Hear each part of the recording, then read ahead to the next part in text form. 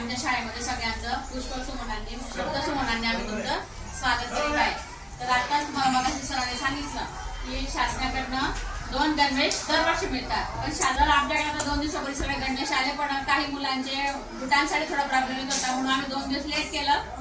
पण हे पावसामुळे वगैरे ती गाडी जर प्रॉब्लेम आला म्हणून काही मुलांचे आमचे 10-15 मुलांचे बूट आलेले नाहीयेत, आम्ही त्यांना पण देणारच आहोत।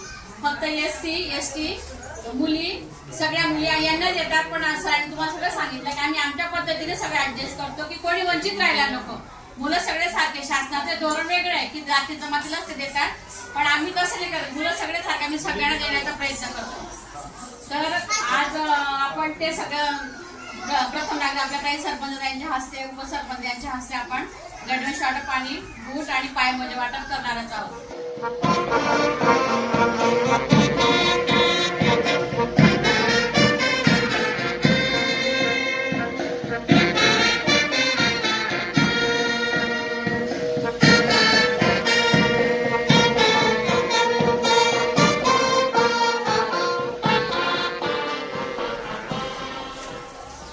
आजच्या कार्यक्रमाचे अध्यक्ष आमच्या लहान बहीण आदरणीय अक्काताई, आमचे सन्मित्र आणि आपल्या गावचे उपसरपंच आदरणीय समाधानदादा पाटील, व्यासपीठावर बसलेले माझे या गावाचे सन्मित्र आदरणीय पिंटू दादा, आमच्या ज्येष्ठ ताई अक्काताई आणि मुख्याध्यापकांनी, माझ्या माताभगिनींनो, मित्रांनो, आता ती संधी आपल्याला चूक दुरुस्त करण्याची संधी आलेली आहे। जे तुम्हाला जमलं नाही ते तुमच्या मुलाला जमणार पाहिजे की नको पाहिजे?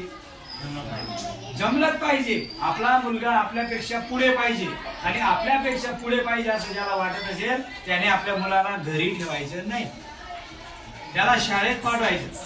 आपल्या शाळेची कमाल सांगतो तुम्हाला, यावर्षी 170 मुलं आहे आपल्याकडे। गुणवत्तेच्या बाबतीत आपली शाळा फार चांगली काम करते।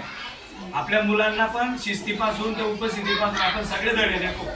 गुणवत्तेच्या बाबतीत आमचे सगळे शिक्षक मॅडम एकदम चांगलं काम करत आहे। तुमची जबाबदारी एवढी आहे की तुम्ही आता मुलांना घरी ठेवू नका। हे पहा, त्याला शिकू द्या, त्याचं वय आहे शिकण्याचं। तो जर नाही शिकला ना तर तो पण असाच बिचारा काही ठिकाणी चालला जाईल वरती।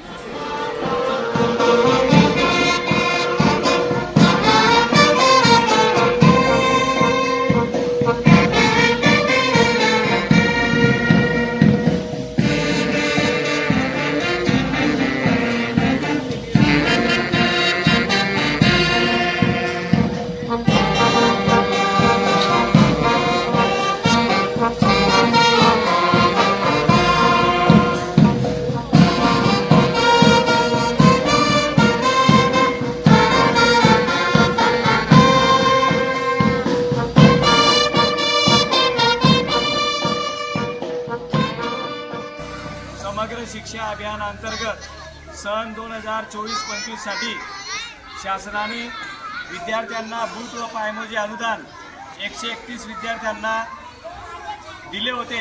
त्यानुसार आपण प्रस्ताव तयार करून 131 विद्यार्थ्यांचा बूट पायमोजेंचा प्रस्ताव मंजूर करून विद्यार्थ्यांना वाटप करण्यात आलेला आहे।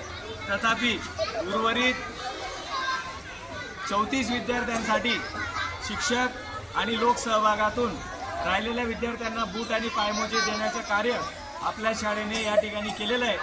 आज सर्व विद्यार्थ्यांना बूट आणि पायमोजेंचं वाटप मान्यवरांच्या हस्ते या ठिकाणी पूर्ण करण्यात आलेले आहे। धन्यवाद।